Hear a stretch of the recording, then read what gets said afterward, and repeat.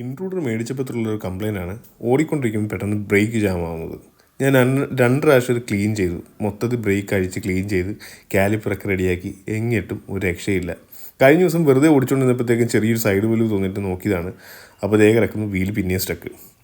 ഇത്തവണ എന്തായാലും നമ്മൾ നേരത്തെ പണിത വർക്ക്ഷോപ്പിലല്ല കൊണ്ടുപോയത്. ഷോറൂം ഇവിടെ നിന്ന് നല്ല ദൂരമുണ്ട്. അതുകൊണ്ട് നേരെ അടുത്തുള്ള കുറച്ചും കൂടെ നല്ല വർക്ക്ഷോപ്പാണെന്ന് എനിക്ക് തോന്നിയിട്ടുള്ള വർക്ക്ഷോപ്പിൽ കൊണ്ടുപോയി. ആ ചേട്ടൻ പറഞ്ഞതെന്ന് വെച്ചാൽ ഇത് പ്രോപ്പറായിട്ട് ക്ലീൻ ചെയ്യാത്തത് കൊണ്ടാണെന്നാണ് പറഞ്ഞത്. കാരണം ഇത് നേരത്തെ വർക്ക്ഷോപ്പിൽ കൊടുത്തപ്പോഴത്തേക്ക് ഇതുപോലെ വാഷറൊന്നും ഊരി ക്ലീൻ ചെയ്യുന്നത് ഞാൻ കണ്ടിട്ടില്ല.